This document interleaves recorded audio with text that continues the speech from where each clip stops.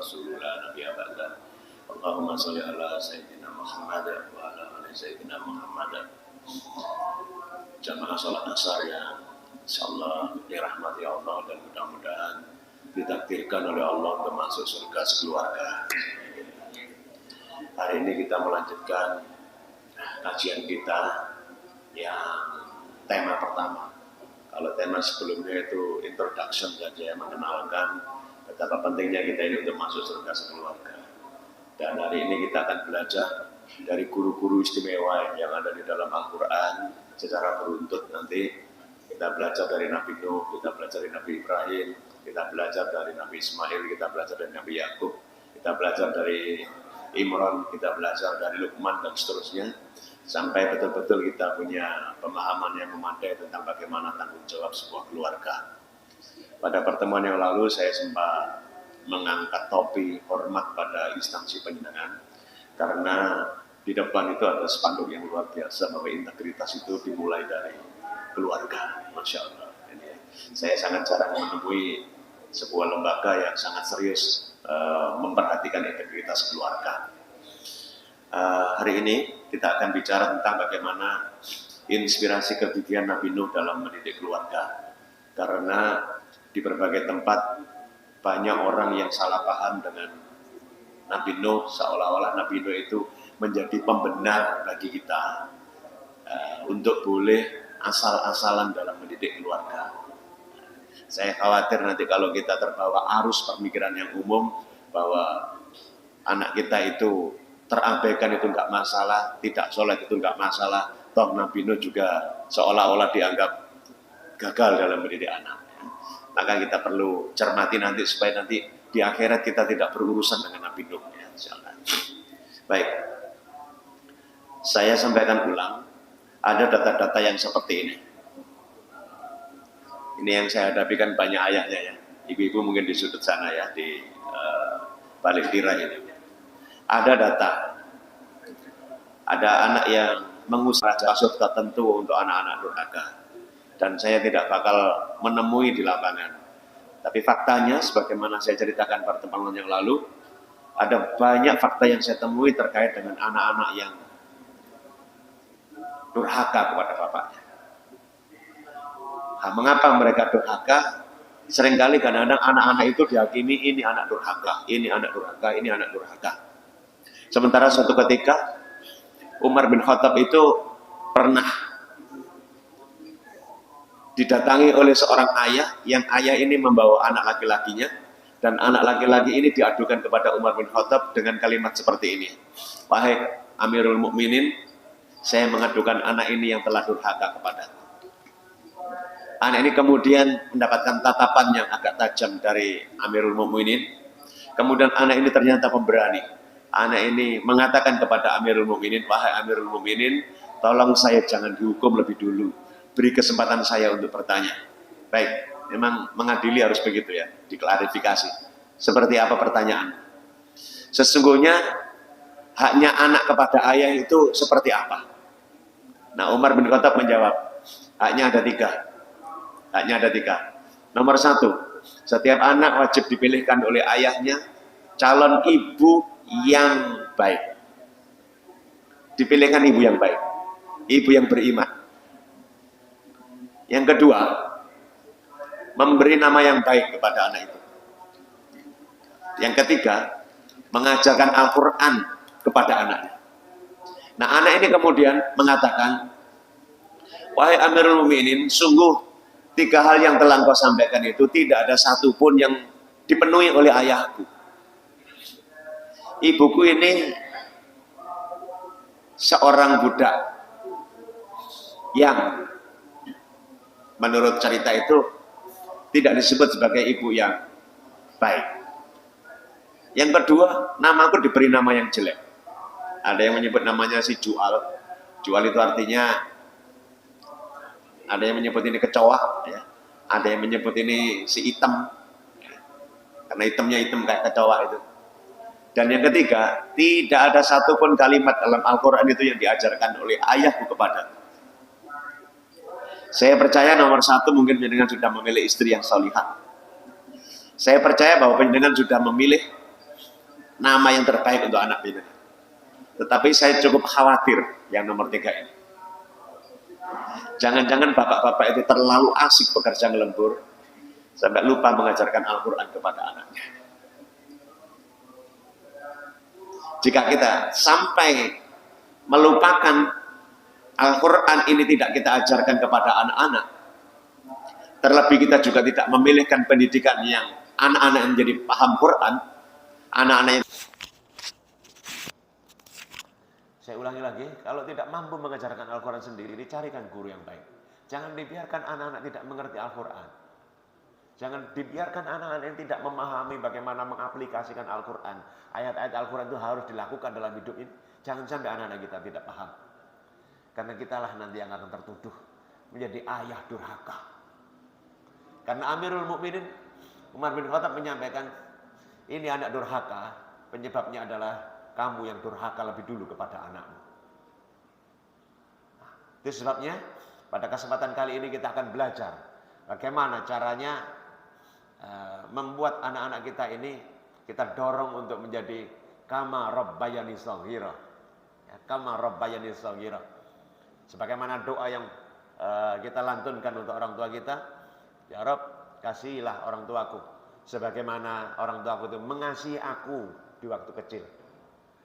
Ini doa kelihatannya asik-asik saja, tapi kalau dibaca agak teliti, agak menakutkan. Ya. Sebagaimana orang tuaku itu memperlakukan aku ketika kecil. Nah, kalau kita ini memperlakukan anak-anak dengan cara yang tidak berbasis ilmu, dengan cara yang kasar, dengan cara yang arogan, dengan cara yang tidak menghadirkan pengalaman-pengalaman positif di hatinya anak-anak. Lalu bagaimana jika ini terjadi? Ya, jika data-data ini terjadi. Maka kata-kata kama rabbayani shaghira itu perlu untuk kita renungkan agar kita nanti juga layak diperlakukan oleh anak-anak kita pada saat usia tua itu dengan perlakuan penuh kasih dan penuh kelembutan. Bagi yang masih punya anak kecil, wahai ayah, berlemah lembutlah kepada anak-anak kita. Agar nanti doanya anak-anak kita yang mungkin masih TK, yang mungkin masih SD, kama rabbayani shaghira itu berlaku persis bagaimana kita memperlakukan anak-anak kita sekarang. Ya, insyaallah. Mari kita berguru kepada tokoh-tokoh hebat yang saya maksud. Di dalam surat Ali Imran ayat 33, mudah-mudahan jenengan sudah menghafalkannya karena sudah saya paparkan pada pertemuan yang awal. Ini sebagai pintu masuk saja. A'udzubillahi minasyaitonirrajim. Bismillahirrahmanirrahim. Innallaha astafa Adama wa Nuh wa ala Imran alal alamin. Sesungguhnya Allah telah memilih, yang memilih Allah. Siapa saja yang dipilih ada 4. 1 Adam, 2 Nuh, 3 keluarga Ibrahim, 4 keluarga Imran. Mereka ini disebut melebihi segala umat di masa mereka masing-masing. Ini top markotopnya manusia pada zaman masing-masing. 2 nama disebut dengan nama langsung, Adam dan Nuh.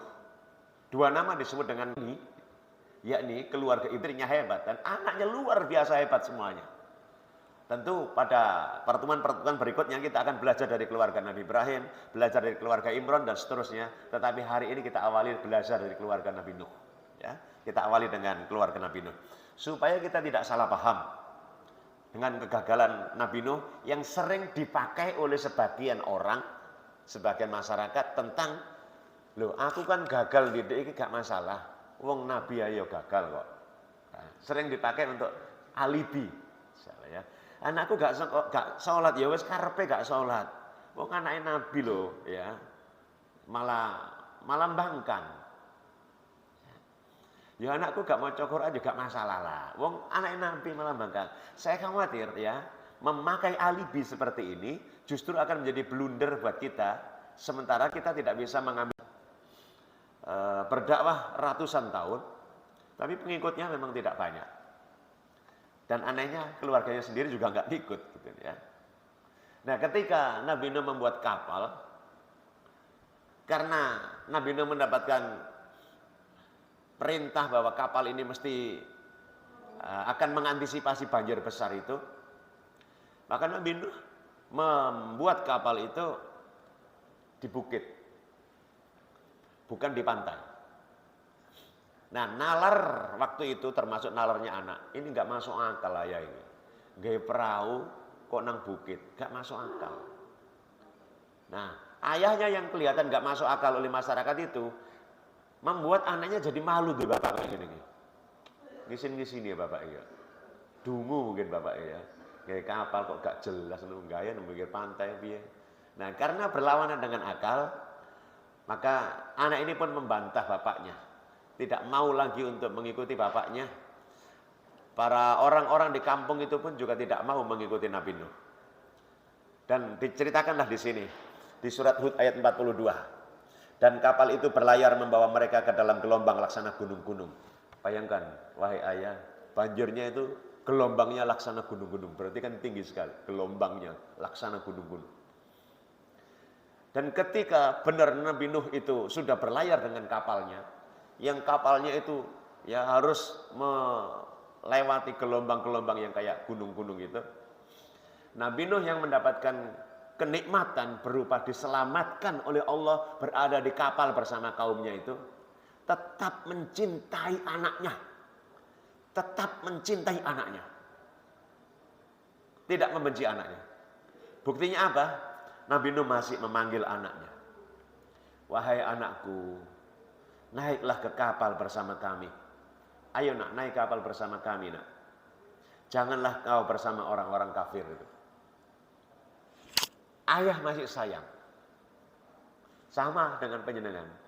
Sak greget-gregetnya penyenengan itu bersama anak, ya, mungkin pernah kesenggol hati dengan anak. Tapi kalau penyenengan punya kenikmatan, punya makanan, punya uang, masih tetap memikirkan anak kita untuk kita belikan, untuk kita beri sesuatu. Ya. Ayah memang punya naluri untuk tetap mencintai anaknya. Ibu juga tetap punya naluri untuk tetap mencintai anaknya. Buktinya sepele ya, ibu saya itu kalau hadir dalam sebuah pengajian, itu kalau mendapatkan sekotak kue, itu nggak bakal dihabiskan semuanya. Pasti dibawa pulang untuk dikasihkan anak-anaknya. Ini bukti bahwa ibu yang mendapatkan kebaikan, ayah yang mendapatkan kebaikan, cenderung ya nalurinya untuk mengingat anak-anaknya. Dan kemudian anak itu menjawab di ayat 43, aku akan mencari perlindungan ke gunung yang dapat menghindarkan aku dari air bah atau air banjir. Perhatikan kalimatnya, aku Kan'an ini akan mencari perlindungan ke gunung. Perlindungan ke gunung. Harusnya minta perlindungan itu kepada siapa? Allah SWT. Tapi anak ini justru menampakkan masalah akidah yang sangat besar. Jadi mencari perlindungan ke gunung, seolah-olah menurut pemikirannya dia bahwa gunung itu tidak akan ditelan oleh banjir. Ya mungkin situasinya dulu menurut data BMKG yang ada waktu itu mungkin tidak ada gunung yang bisa ditelan oleh banjir gitu ya. Kayak kita sekarang kan kita nggak menemukan ya. Gunung Bromo, gunung apa saja Penanggungan dan sebagainya ditelan banjir kita belum menemukan sekarang ya. Nah, lihatlah kalimatnya Nabi Nuh. Lihatlah kalimatnya Nabi Nuh. Wahai anakku, naiklah ke kapal bersama kami. Bersama kami berarti bersama orang-orang yang solih. Karena orang-orang yang beriman itu ada di kapal semuanya. Janganlah engkau bersama orang-orang kafir.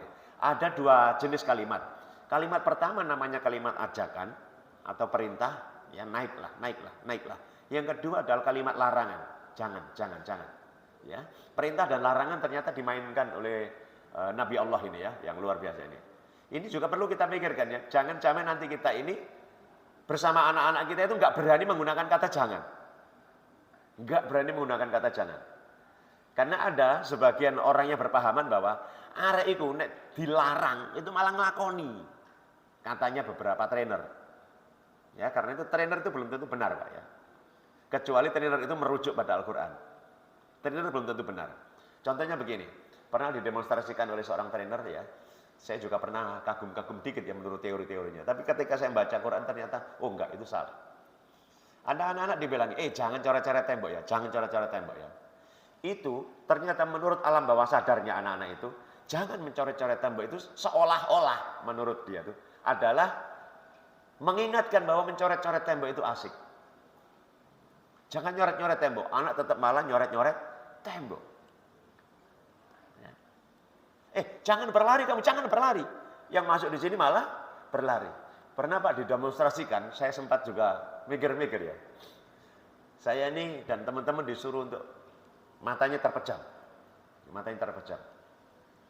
Terus kemudian trainer itu menyampaikan, dalam kondisi terpejam seperti ini, Bapak, Ibu-ibu, tolong jangan membayangkan gajah. Ya, memang secara otomatis itu muncul di otak saya surut gajah gitu ya. Surut gajah gitu ya. Dan trainer itu langsung membungkus dengan jerit. Siapa yang tadi terlintas di otaknya ada gajah ya, saya ngacung juga. Ya. Dan itu kemudian dijadikan dalil, dijadikan hujah, ya, dijadikan alasan bahwa sesungguhnya dilarang, sesuatu yang dilarang itu akan muncul di sini. Muncul di sini. Dan muncul di sini itu pun nanti akan dilakukan oleh anak-anak. Saya sempat terkagum-kagum sebentar. Yo, jadi ono benang merah sedikit ya. Tetapi sebuah kebenaran itu harusnya adalah berlaku pada semua momentum. Semua momentum. Kalau panjenengan berani melakukan uji coba, misalnya punya anak 2. Yang satu diperintah, besok sholat ya sayang ya, besok sholat ya, sholat sama ayah. Yang satu diperintah, jangan sholat ya, jangan sholat ya, nggak usah sholat. Kira-kira yang akan mendapatkan kata jangan ini kira-kira sholat apa enggak? Malah enggak. Ya. Berarti itu masalah teori itu. Ya. Teori itu masalah. Saya pun tidak mau memakainya. Justru yang benar adalah tetap gunakan kata jangan, terlebih untuk urusan-urusan penting, super penting dan genting. Ya, misalnya urusan super penting dan genting itu adalah urusan-urusan yang membuat anak itu masuk neraka abadi. Ya, ini persoalan akidah. Misalnya dipakai di dalam surat Luqman, ayah Luqman nanti suatu ketika kita pelajari, ya bunayya la tusyrik billah. Jangan mempersekutukan Allah. Jangan mempersekutukan Allah. Karena mempersekutukan Allah itu pasti neraka abadi. Jangan mendekati zina. Jangan mendekati zina. Kenapa? Karena zina itu dosanya besar sekali. Maka untuk sesuatu yang berisiko besar, Pak, tetap gunakan kata jangan. Sebagaimana Nabi Nuh juga menggunakan kata jangan. Jangan, pakai saja kata jangan. Sebab nanti kalau tidak ada kata jangan, maka di otaknya anak-anak ini tidak ada rem. Gak usah harus semua sesuatu dibahasakan secara positif. Nah, misalnya, jangan mendekati zina, diganti. Kalau tertarik dengan lawan jenis, berpacaran itu ya harus islami. Nah, gitu misalnya. Dimulai dengan assalamualaikum, diakhiri dengan doa kafaratul majelis. Ya tetap gak bisa. Ya. Tetap sampaikan dengan kalimat yang jelas. Ya. Jangan mendekati zina. Gak usah pacaran. Gitu ya. Nah, kata janganlah bersama orang kafir ini memberi inspirasi besar kepada kita semuanya bahwa betapa buruknya sebuah pergaulan, sebuah komunitas. Makanya bersyukurlah penjenengan ini kalau punya komunitas kayak begini.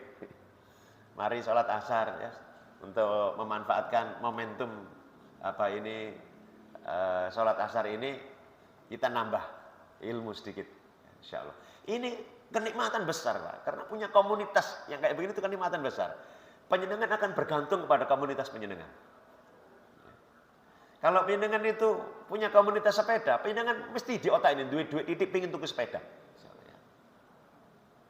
Kalau penjenengan punya komunitas itu, komunitas yang misalnya one day one juice gitu ya, maka penjenengan punya waktu luang sedikit itu pengen buka Quran dan pengen nutukno ngaji.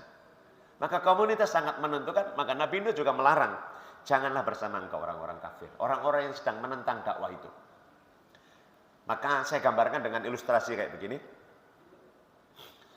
Ajaklah anak kita ini naik ke kapal dakwah. Para pengurus takmir, para pengurus kajian, saya ingatkan ya, jangan sampai kita justru punya prinsip, kita tinggalkan segala-galanya untuk dakwah. Oh jangan, ya, bahaya itu. Sebaiknya justru dibalik, bawa segala-galanya itu ke medan dakwah. Bawa istrimu, bawa anakmu, bawa mertuamu, bawa hartamu, bawa apa saja itu ke medan dakwah. Jangan sebaliknya justru engkau tinggalkan segala-galanya untuk dakwah. Berbahaya nanti itu. Kita bisa tinggalkan banyak hal nanti ya. Dan yang kedua adalah hindarkan anak-anak dari pergaulan yang buruk. hindarkan anak-anak dari pergaulan yang buruk, terutama anak-anak kita yang masih bisa kita kendalikan dengan baik. Artinya dia belum berkeluarga dan sebagainya. Walaupun sudah berkeluarga, tetap kita harus kendalikan untuk urusan akidahnya, terutama ya, akidah. Tapi kalau untuk urusan ekonominya, saya kira kita tidak perlu cawe-cawe terlalu dalam. Saya ulangi lagi, ajaklah anak kita naik ke kapal dakwah. Ajak anak kita. Jangan sampai bapaknya rajin ngaji terus anaknya gak tahu ngaji. Ya, bapaknya one day one juice terus anaknya gak gelem maca Quran. Aduh, tragis itu ya. Kenapa kok bisa begitu? Khawatir saja menjaga kita ini perlu menjaga. Jangan sampai ini kita baik pol. Ya Allah. Catatan amal-amal kebaikan di bukunya malaikat itu bertumpuk-tumpuk tebal. Insyaallah. Ya wis kerjane jujur, amanah, ngurusi pengajian, Masya Allah, wakil. Tapi kemudian anaknya tidak diajak ke tempat kebaikan. Bagaimana? Nah ini satu drama yang bolak-balik saya ulang di berbagai tempat. Bagaimana kalau anak-anak itu protes di akhirat? Ya Allah, saya protes keras ya Allah. Saya tidak mau dimasukkan ke neraka. Kenapa tidak masuk neraka? Dulu di dunia itu ya Allah, ketika saya tidak sholat subuh, bapak saya itu diam saja ya Allah. Dulu di dunia itu ya Allah, saya tidak pernah hadir dalam pengajian-pengajian sehingga untuk menambah ilmu. Ibu dan bapak saya diam saja ya Allah. Bahkan dulu saya ini lepas jilbab kemana-mana, bapak saya diam saja ya Allah. Nah kalau kita diprotes nanti di akhirat kayak begitu, urusan jadi panjang lebar bersama anak-anak. Alhamdulillah min dzalik. Mudah-mudahan penjenengan dimudahkan oleh Allah untuk mendakwahi anak-anak kita semuanya ya. Karena mendakwahi keluarga itu super daya upayanya ya. Kadang-kadang menasihati orang itu rasanya agak lebih pelong gitu ya. Tapi dakwahi istri kadang-kadang, dakwahi anak itu perlu tantangan tersendiri. Ya, perlu seni tersendiri. Dakwahi mertua itu perlu tantangan tersendiri. Pak D, Bude, Bule di kampung itu perlu strategi tersendiri. Kakak kita, adik kita belum tentu mau mendengarkan kita. Ya. Apa meneh konco-konco lawas ya. Yang sudah tahu dulu sebelum kita hijrah itu ya. Rapati ngandel dikandani ya. Kon niku sapa eling jaman biyen ya. Nah, betapa pentingnya kita ini untuk punya skill ya mendakwakan. Maka mulailah dulu dari perubahan cara berpikir ini supaya nanti kita dimudahkan oleh Allah untuk berdakwah. Salah satu di antaranya adalah cara kita memandang orang. Ada orang yang bijak itu memberi inspirasi begini. Seorang tukang penjahit itu Pak, kalau saya datang ke penjahit itu, biasanya saya akan diukur lebih dulu lingkar perut, panjang lengan, panjang lingkar dada dan sebagainya, diukur. 3 bulan lagi saya datang ke situ, walaupun sudah ada database-nya, akan diukur ulang. Bapak engko tambah lemu 1 senti, ya, atau tambah kuru 2 senti, itu diukur ulang. Insyaallah. Maka penjahit-penjahit yang profesional yang hebat itu senantiasa menggunakan ukuran terbaru. Ukuran terbaru. Maka sama, ya, kita dengan teman-teman kita sebaiknya memandang dengan ukuran yang terbaru. Jangan sampai teman kita SMA yang teman-teman dalam tanda kutip mungkin zaman dahulu kita pernah hura-hura sama dia. Terus kemudian ketemu dia, kita ukur pada saat dia SMA. Cara kita ngomong, ya, cara kita menyapa. Padahal belum tentu dia itu kayak SMA dulu. Bisa jadi dia sudah hijrah sangat mendalam, dia sudah sangat baik, dia sudah bertaubat. Yang semula mungkin pernah dia konsumsi miras, sekarang sudah benar-benar jauh berbeda. Yang pernah dulu sudah tatoan, sekarang sudah benar-benar taubat dengan tatoan dan berupaya menghapusnya. Tapi kalau kita perlakukan kayak SMA, dia sebenarnya kurang nyaman. Ya, sama persis penjenengan. Ya, sama penjenengan. Penjenengan kalau diperlakukan sama dengan teman-teman dahulu, itu juga kurang nyaman. Ya, maka mulailah sekarang kita ini dengan cara berpikir bahwa perlakukan orang-orang itu dengan ukuran-ukuran baru. Sekarang ini kayak apa orang itu? Ya, supaya nanti kita tidak salah dalam mendakwainya, ya, tidak salah mendakwainya. Sebab kalau ukurannya tetap lama, misalnya dulu ada konco yang beling sekarang sudah hijrah, terus kemudian kita olok-olok gini, wah, keeling biyen kon nyembah weling koyo ngono saiki koyo sok suci ya, sok hebat-hebat toh. Ya, nah, itu juga menjadi tidak nyaman. Ya. Maka perlakukan dengan sebaik-baiknya.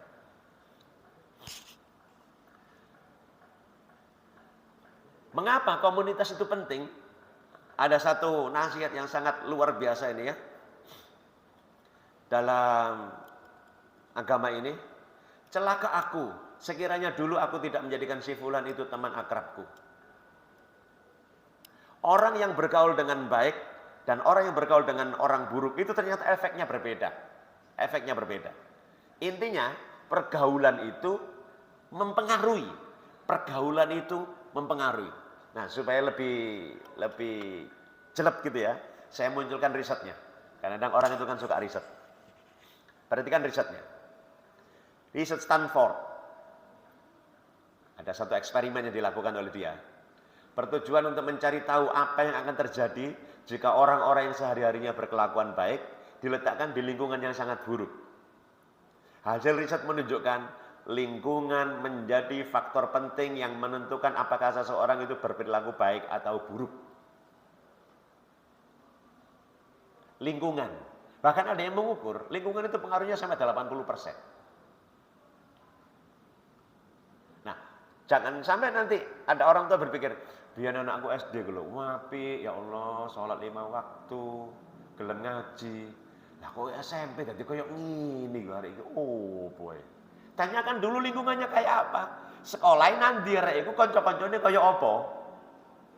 Lah biyen sekolah SD jenengan sekolahkan di sekolah yang guru-gurunya itu ngajari agama. Sementara di SMP yang sifatnya netral, nasionalis, ya wajar ada perubahan. Wajar ada perubahan. Ya. Maka betapa pentingnya mencarikan lingkungan yang baik untuk anak-anak. Kalau anak-anak dibiarkan bergaul bebas, sauwai enake dhewe. Itu kesandung kalau di Surabaya ya, kesandung itu rasanya lebih keren kalau dia meneriakkan kata-kata yang gaya ke Surabaya enggak keras, CUK gitu ya. Tapi kalau dia bergaul dengan anak-anak yang soleh, ya, begitu kesandung, mungkin dia bilang istighfar, astagfirullahaladzim, ya Allah astagfirullahaladzim. Kenapa? Karena lingkungannya membiasakan kayak begitu. Ya, maka lingkungan ya Pak ya, lingkungan. Mudah-mudahan jenengan rezekinya dilimpah ruahkan oleh Allah sehingga jenengan bisa membiayai anak-anak untuk menemukan lingkungan-lingkungan yang baik, ya, menemukan lingkungan-lingkungan yang baik, ya, dibiayai. Kalau anak-anak membutuhkan dunia pesantren, carilah pesantren yang terbaik untuk anak kita. Ya. Kalau anak-anak membutuhkan sekolah lanjutannya, carikan sekolah yang terbaik, yang lingkungannya baik, yang lingkungannya baik. Jadi lingkungan itu berpengaruh, secara riset berpengaruh, bahkan ada yang mengukur sampai 80%. Ya. Berikutnya, kalimatnya si Kan'an, aku akan mencari perlindungan ke gunung yang dapat menghindarkan aku dari air bah. Nabi Nuh mengatakan, tidak ada yang melindungi dari siksaan Allah pada hari itu selain Allah yang Maha Penyayang. Dan gelombang menjadi penghalang antara keduanya. Maka Kan'an termasuk orang yang ditenggelamkan. Mari kita ambil ibrah dari ayat ini. Si Kan'an mengatakan, aku akan mencari perlindungan ke gunung yang dapat menghindarkan aku dari air bah. Bapaknya mengatakan, tidak ada yang bisa melindungi dari azab Allah, siksaan Allah itu pada hari ini selain Allah yang Maha Penyayang. Terjadi perbedaan pikirannya sangat tajam. Kalau anak minta perlindungan kepada gunung, bapak mengatakan tidak ada yang bisa melindungi kecuali Allah. Inilah dialog ketauhidan yang tertolak itu. Ketauhidan. Maka nasihatnya adalah berikan pesan yang kuat. Ada pelajaran yang terpenting dari yang penting-penting Pak di sekolah itu yang sering kali terlupakan. Yakni menyampaikan, menginjeksikan pesan-pesan ketauhidan kepada anak-anak kita. Pesan-pesan ketauhidan itu penting sekali. Bahkan di berbagai tempat, saya ini menguji tes. Jadi kalau penjenengan ada waktu itu, saya ingin menguji dengan ya. Kira-kira ketauhidannya itu nyerempet-nyerempet bahaya, kenapa lurus-lurus saja. Itu sebenarnya ada ujiannya ya, ujiannya. Ada satu pertanyaan tapi butuh waktu ya untuk menjawabnya. Mudah-mudahan pekan depan nanti ya saya uji penjenengan dulu untuk sakjane ketauhidanku ini perlu enggak ya ada cas ulang ini ya. Karena Saya ke berbagai perusahaan, termasuk ke kantor-kantor itu. Begitu saya uji, rata-rata yang benar itu dari jawaban-jawaban, pertanyaan sangat sederhana. Yang benar itu rata-rata 2-6% saja. Lainnya salah. Dan kesalahannya itu fatal, kesalahan ketauhidan. Ya, nanti pada pertemuan berikutnya, tolong ingatkan saya, nanti saya menguji di awal, kemudian saya bahas ya, langsung di tempat ya. Diuji di tempat, jawabannya di tempat, langsung tahu presentasinya di tempat insya Allah. Ya. Pertemuan mendatang saja ya, supaya efektif waktunya. Jadi ketauhidan itu adalah pelajaran yang terpenting dari yang penting-penting. Dan ini pula yang harusnya diinjeksikan kepada anak-anak kita. Ya. Dan Nabi Nuh telah menyampaikan, perhatikan ini. Tidak ada yang melindungi dari siksaan Allah pada hari ini selain Allah yang Maha Penyayang. Nabi Nuh telah menyampaikan pesan ketauhidan, tapi anak itu menolak dan kemudian Allah pisahkan keduanya. Nabi Nuh tetap hidup, anak itu meninggal di telan gelombang. Perhatikan pesan kuatnya ini, yang mengambil ini sebagai pesan intinya pada kajian ini. Nabi Nuh telah menyampaikan pesan terkuat, terhebat kepada anaknya, sampai anaknya itu mati di depan matanya langsung. Dan pesan terkuat itu telah disampaikan ayah kepada anak. Sudah disampaikan. Dan kemudian anaknya menolak. Dan kemudian keduanya berpisah karena kematian. Makanya sebenarnya kita ambil dari Nabi Nuh itu adalah kesungguhannya, kegigihannya untuk mendakwai anak itu sampai anak itu mati di depan matanya langsung. Sampai mati di depan matanya langsung. Dan mengapa seorang nabi itu mendakwai anak bisa gagal? Nabi Muhammad dalam tanda kutip juga mendakwai pamannya juga gagal. Supaya kita semuanya paham bahwa ikhtiar kita itu sebatas berdakwah. Hidayah itu miliknya siapa? Allah SWT. Yang jadi masalah itu bukan hidayah turun atau tidak kepada anak kita ini. Yang jadi masalah itu adalah kita sebagai bapaknya ini loh, mendakwai enggak? Yang akan jadi pertanggungjawaban nanti adalah kita ini sudah mendakwai belum? Lah kalau sudah mendakwai tapi gagal kayak Nabi Nuh ini dalam tanda kutip ya gagal dan kemudian dipisahkan kematiannya, kita sudah punya alibi. Saya sudah mendakwai anak saya, Allah. Tapi bagaimana dengan ayah-ayah yang kemudian menyampaikan seolah-olah ya dia sudah dewasa ya Allah. Dia sudah SMA, dia sudah SMP. Besok mikir dewe. Nah, jangan-jangan nanti kita malah justru dituntut oleh anak kita di akhirat. Anak ayah saya tidak pernah menyampaikan pesan-pesan ketauhidan kepada saya, ya Allah. Ketika saya berbuat syirik, ayah saya juga diam saja. Astaghfirullahaladzim. Naudzubillah min dzalik. Ya. Maka pesan yang begitu amat penting itu adalah berikan pelajaran terpenting dari yang penting-penting namanya ketauhidan, dan ini ayah yang nyampaikan. Ayah.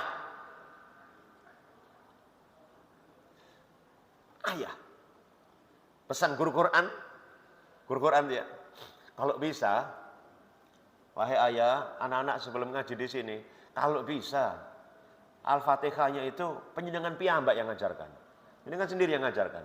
Supaya nanti ketika anak-anak membaca surat Al-Fatihah di setiap sholatnya itu, maka pahala mengalir kepada penjenengan semuanya. Insyaallah. Karena Al-Fatihah itu pesan kuatnya adalah pesan ketauhidan. Iyyaka na'budu wa iyyaka nasta'in. Hanya kepadamu aku menyembah dan hanya kepadamu mohon pertolongan. Pesan yang sangat kuat ya, ketauhidan. Mengapa pesan ketauhidan itu penting? Karena Allah tidak akan mengampuni dosa syirik. Perhatikan kalimat itu. Sesungguhnya Allah tidak akan mengampuni dosa syirik, dan Dia mengampuni segala dosa yang selain syirik. Ya kecuali yang bersangkutan taubat sebelum meninggal dunia. Ya, taubat sebelum meninggal dunia. Ya. Sebagaimana tadi saya sebutkan di surat Luqman, ya bunayya la tusyrik billah. Hai anakku, janganlah kamu berbuat syirik. Karena mempersekutukan Allah itu termasuk benar-benar kezaliman yang besar. Ini tantangan terbesar, Pak. Nah, mohon maaf ya. Ada banyak ayah itu wis pasrah bongkoan gitu ke pondok pesantren, ke sekolah-sekolah. tanpa mengecek ulang ketauhidannya anak-anak. Sehingga ada yang lulusan sekolah tertentu itu, bahkan juga pondok tertentu, dia masih melakukan kesirikan-kesirikan. Harusnya ayah ini yang ngecek. Maka ayah, ceklah lurusnya tauhid anak-anak kita itu. Ya. Bahkan untuk urusan riak pun sebenarnya ayah ini juga penting. Contohnya gini, memotivasi anaknya, maksudnya memotivasi tapi menggelincirkan. Hafalan Quran ya, berjuanglah menghafal Quran. Nanti kalau kamu bisa 10 juz, itu masuk perguruan tinggi itu tanpa tes, Nah, motivasinya menjadi bergeser gitu ya. Yang harusnya menghafal Quran itu karena mencari ridhonya Allah, tapi ini digeser oleh seorang ayah menjadi ingin mendapatkan kemudahan duniawi. Ya. Insyaallah. Astagfirullahaladzim. Ya. Ayat ini menggambarkan bahwa ayah sangat berkasih sayang kepada anaknya, ingin menyelamatkan anak dari kebinasaan dunia dan akhirat. Karena ketauhidan itu nanti akan menjadi menyelamatkan. Sebagaimana Rasulullah yang menyampaikan kepada pamannya, wahai paman, Abu Thalib, wahai paman, ucapkanlah la ilaha illallah Muhammad Rasulullah. Nanti aku akan menjadi saksi di akhirat. Tapi karena sang paman ini dikompor-kompori oleh kaum kafir, wahai pamannya Nabi kamu, apakah kamu gentar dengan kematian sehingga kamu nanti akan mengikuti kalimatnya ponakanmu Muhammad ini? Akhirnya enggak ujung nyawa itu tercabut, tidak sempat bersahadat. Tapi jangan diambil ibrah dengan caranya saya, nilai dengan saya. Loh Nabi Muhammad aja lo gak bisa mendakwai pamannya. Loh, bukan itunya ya. Tapi Rasulullah sudah mendakwai sampai Rasulullah itu berpisah dengan maut bersama pamannya itu. Dan ini yang kemudian kita ambil. Ya, kegigihan ini yang kita ambil. Jangan menyerah. Anak-anak SMP jangan kemudian dibilang, ya no, SMP kok, gede raiku. Jarno bah sholat bandak karepe. Lho kan nyeneni istri kita kan ada iku SMA, wis SMA, utuke wis jalan. Wis ngerti ndi apik ndi elek, jarno karepe. Oh enggak bisa, Pak. Ya. Tolong tetap jenengan ingatkan. Tolong tetap jenengan ingatkan ya.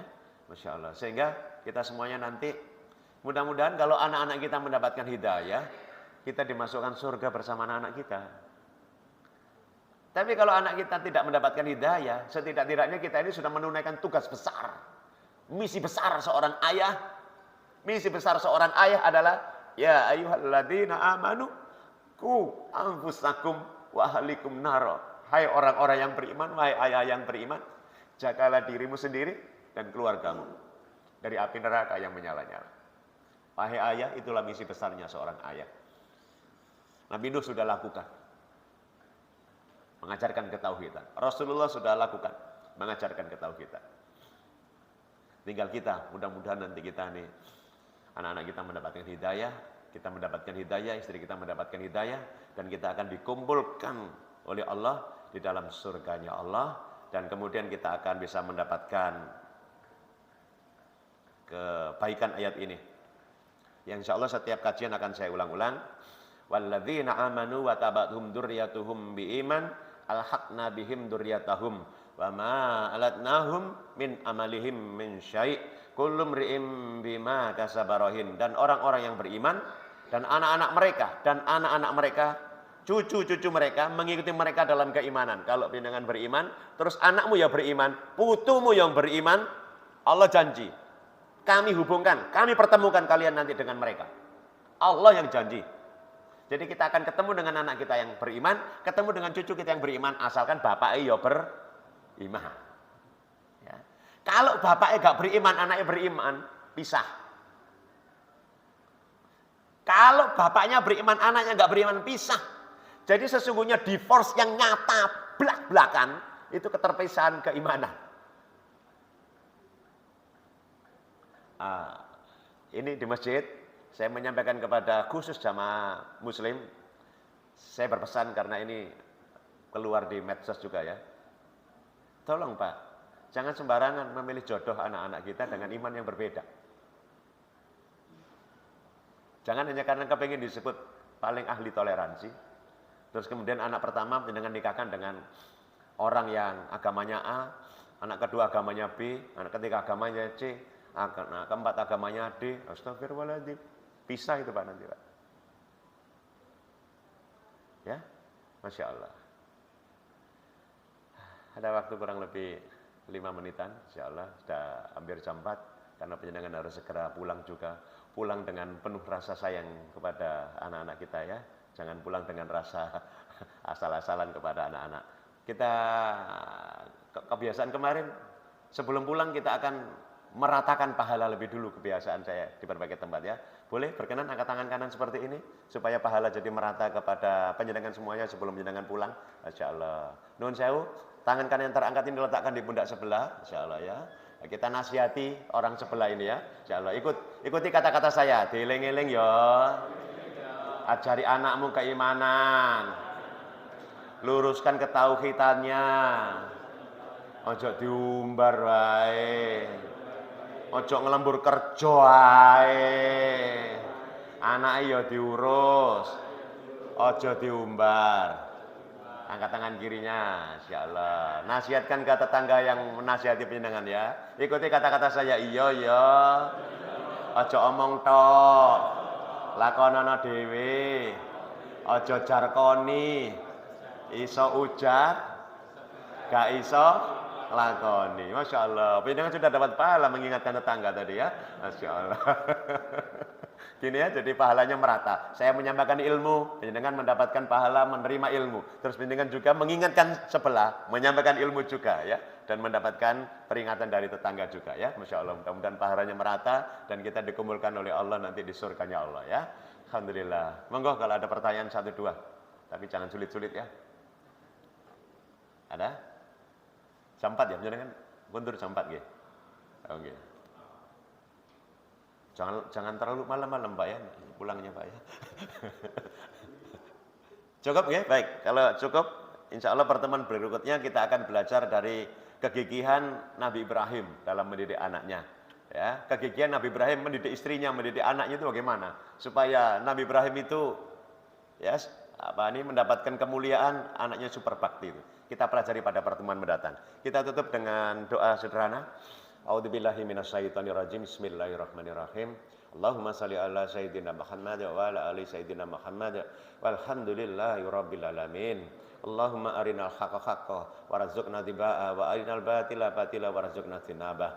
Rabbana dhalamna anfusana wa illam taghfir lana wa tarhamna lanakunanna minal khasirin. Rabbana hab lana min azwajina wa dzurriyyatina qurrata a'yun waj'alna lil muttaqina imama. Rabbana atina fid dunya hasanah wa fil akhirati hasanah wa qina adzabannar ya Rabb wa qina adzabannar. Subhana rabbika rabbil izzati amma yasifun wa salamun alal mursalin walhamdulillahi rabbil alamin. Kita sempurnakan dengan doa kafaratul majelis. Subhanakallahumma wa bihamdika asyhadu an la ilaha illa anta astaghfiruka wa atubu ilaik. Makakan ihdinas syiratal mustaqim. Assalamualaikum warahmatullahi wabarakatuh.